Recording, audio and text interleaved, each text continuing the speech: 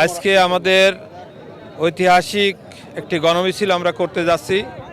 এই লক্ষ্য উদ্দেশ্য সারা মিরপুর ভেড়ামারায় আমরা এই মেসেজটা পৌঁছাতে চাই যে মিরপুর ভেড়ামারার জনগণ ইনসাফের প্রতীক বাংলাদেশ জামাত ইসলামীর দাঁড়িপাল্লায় ভোট দেওয়ার জন্য যে উন্মুখ হয়ে আছে সেটা আরও ব্যাপকভাবে সকল ভোটারদের কাছে সর্বসাধারণের কাছে পৌঁছে দেওয়ার জন্যই আমাদের আজকের এই গণমিছিল। নির্বাচনের প্রস্তুতি আমাদের শতভাগ। আমরা নির্বাচনের ব্যাপারে আগের থেকেই বাংলাদেশ জামাত ইসলামী আপনারা সবাই জানেন 300 আসনে প্রার্থী ঘোষণা করেছে।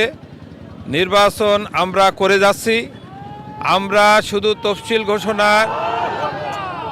তফসিল ঘোষণা ফেব্রুয়ারি মাসে নির্বাচন হওয়ার সম্ভাবনা, সেই লক্ষ্যে শুধু নয়, আমরা এমন প্রস্তুতি আমরা নিয়েছি ইনশাআল্লাহ যদি নির্বাচন কমিশন মনে করে জানুয়ারিতে আমরা নির্বাচন করব, সে ব্যাপারে আমাদের সব প্রস্তুতি সম্পন্ন হয়েছে। আমাদের বেশ কিছু জায়গায় আমাদের নির্বাচনের প্রার্থী সমর্থকদের উপর হামলা হয়েছে এবং আমাদের বিলবোর্ড, ফেস্টন, পোস্টার পোড়ানো হয়েছে।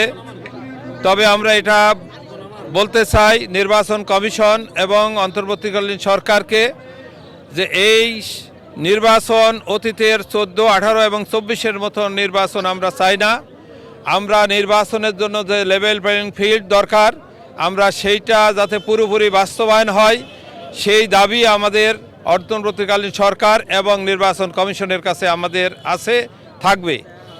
এবং এই ব্যাপারে আমরা সবসময় বলতে চাই যে আমরা যেন অতীতের মতো কোনো নির্বাচনের মুখোমুখি আমরা না হই। জনগণ যাতে অবাধ, সুষ্ঠু, নিরপেক্ষ একটি নির্বাচন তারা নিজেদের স্বাধীন মতামত সমর্থন দিতে পারে নির্ভয়ে, সেই জন্য আমরা দাবি জানাচ্ছি। আমি প্রথমত যদি দাঁড়িপাল্লার এই আসন থেকে আমাকে নির্বাচিত করে আল্লাহ তাআলার ইচ্ছায়, তবে আমার প্রথম কাজ হবে দুর্নীতি মুক্ত একটি প্রশাসন গড়ে তোলা।